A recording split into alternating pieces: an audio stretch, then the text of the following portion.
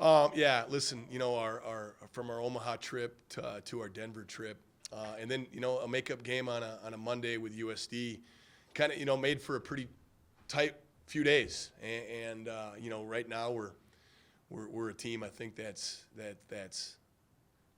we're kind of going through some things obviously, from some guys playing hurt and then some other stuff going on, and we felt like going into Omaha, it was a team we could match up pretty well with. And the thing with Omaha is, for us defensively, we don't mind giving up tough twos. We don't mind giving up long twos. We want to try to take away threes. We want to make it hard to score inside. But, tough twos are things that we'll live with some. And Omaha did a really nice job of making some long twos and some tough twos. It started kind of with Marco Smith. Now, it wasn't that he scored a lot. It's just that he kind of scored at times when we were, either kind of coming back or they were stretching that lead. But life on the road in league play is always tougher. And I just, from a defensive mindset, we weren't ready to compete. The Omaha game, and I think the Denver game, you could almost put it right with it.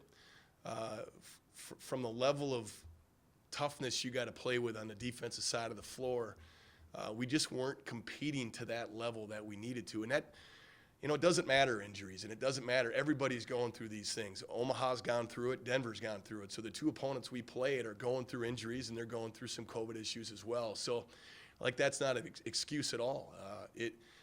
We're all dealing with it.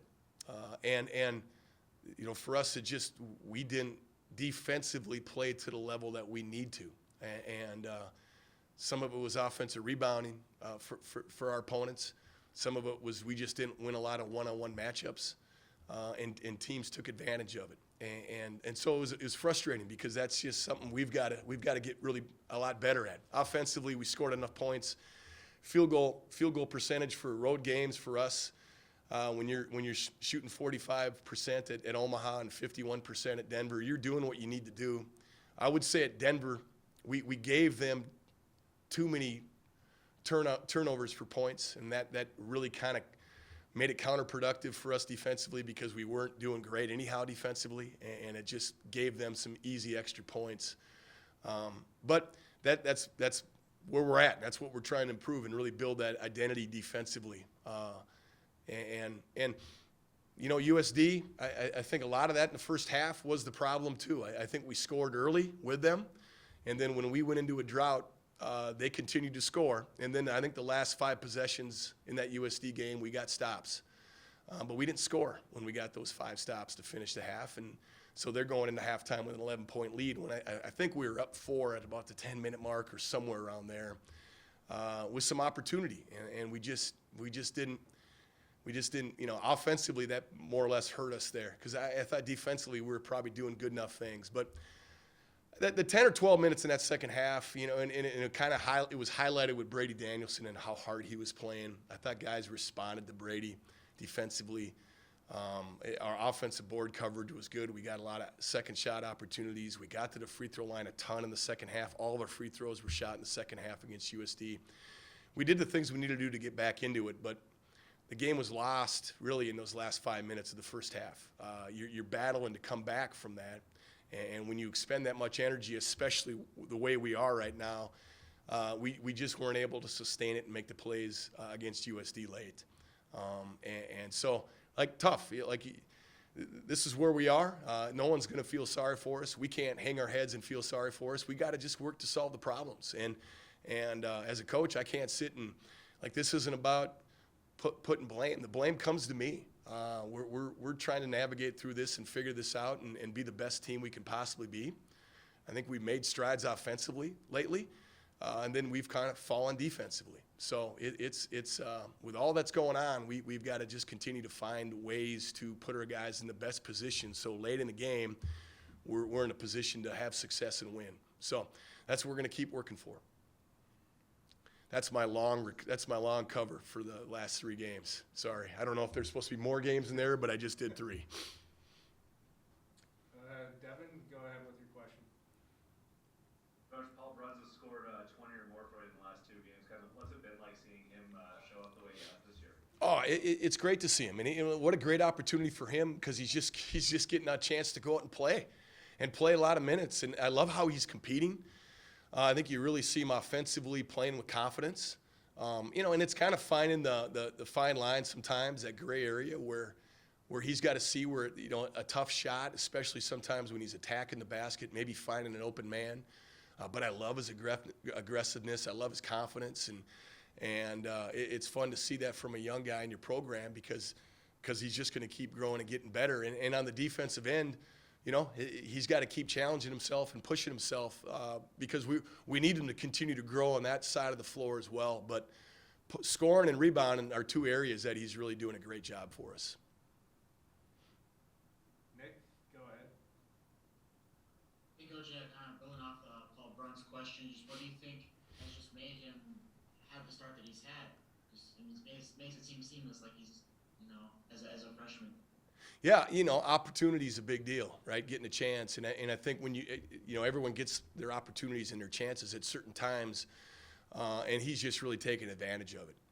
He just as he got more minutes early in the season, and it started with Milwaukee right out of the gate, but as he got more minutes after Milwaukee, he just continued to take advantage of it, and it's just a little bit of his makeup. That's kind of how he's a humble kid, great team guy, but he's got an extraordinary amount of confidence in himself and his abilities. And I always say as a coach, confidence is a hard thing because at the end of the day, you can be as positive as you want. When they're out there playing, they're the ones that need to have true belief in their abilities, and you get confidence through demonstrated abilities, not from somebody just blowing sunshine and rainbows at you.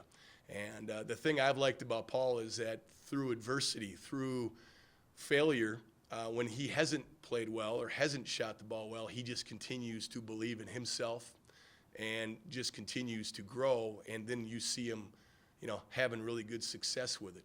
So no, it's kind of his mental makeup. I think when you see his track record in athletics, but he's also a very good student in the classroom. He's just one of those guys that I think just has he's got a great makeup about him. Brian, we'll go to you now. Hey, Paul, I was just going to ask you, you've done some different things defensively. We saw you double the post more against USD in the second half, and we've seen zone at times. Are you still kind of searching and tinkering with some things there? Are you feeling more comfortable maybe pressuring, or have you kind of figured out how you want to try to do some things defensively with this group? It seems like it's an evolving deal, right? Like we've done some three-quarter court stuff in the zone. We've done some three-quarter court stuff in the man. We've done some post doubling, as you said. A little bit of it is out of necessity, and so we're still kind of searching. I thought the post double stuff was good against USD because they were obviously trying to punch us in the mouth, going inside, and it did give us good energy. When the ball came out, I felt like our closeouts and our movement coming out, it gave our defense some good energy and some life. It got it a little bit more life that way. So, no, I think we're always evolving right now with this, especially with different teams we play and different matchups. So, USD presented matchups because they were posting a lot of different players, and without Mitch necessarily in there healthy, playing the way he can or wants to, especially in that USD game, I just think he was really hurting, and he's doing all he can.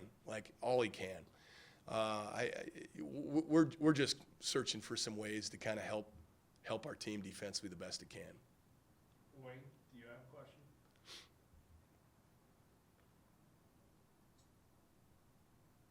Hey, Paul, quick question on you talked about Paul Browns earlier, but you said it was going to take a while for your junior college transfers to get into a rhythm. Are they starting to get into a rhythm? It seems like you're getting pretty good production. Yeah, I think from an offensive standpoint in particular, and Sotenay from a defensive standpoint, I think Matt and Paul, what we're asking them defensively to do, are things they're really still adjusting to. I think you see that defensively. There's mistakes that are made, and we want to keep them. Listen, the best way to learn is through opportunity and getting a chance to play. So, like like Sotenay, I think in league play, his average, his field goal percentage, his rebound average is all pretty good. Matt, from an offensive standpoint in league play, again, pretty dang good. And I think you see him offensively playing with more confidence as well, right? So I think there's no doubt they're turning corners. Paul, Matt, and Sotenay, all three are. So, like, it's good to have that. You wish Caleb could be out there as well right now, because, I mean, that's kind of a little bit of a missing link for us with his. He's got some more dynamic abilities off the bounce to attack. His assist-to-turnover ratio is pretty high. We miss that right now. And then just his ability to stretch the floor and score, I think would help our bigs, would help.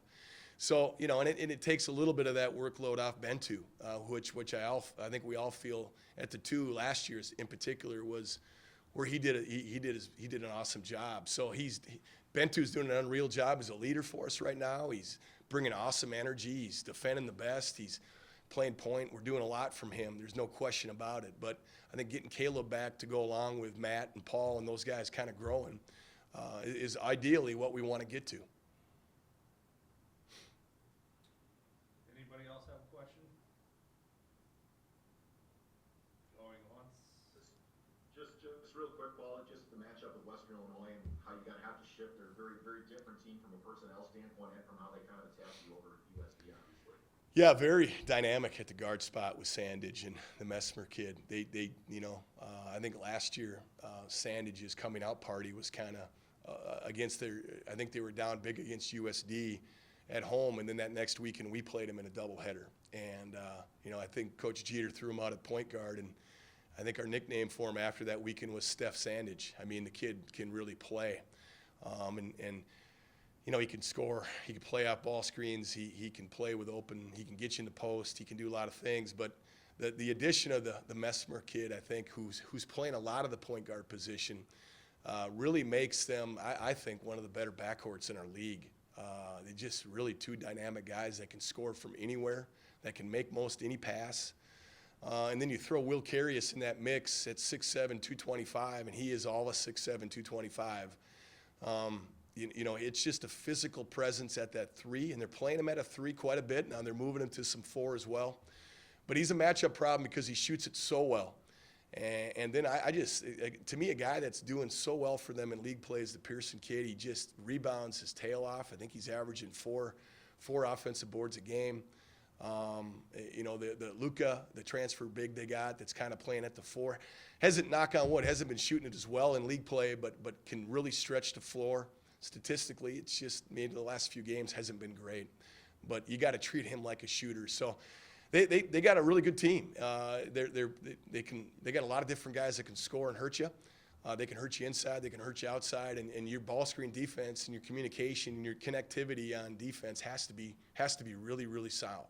So, it's a great challenge, great opportunity, and we're excited about getting these guys here and playing on Thursday.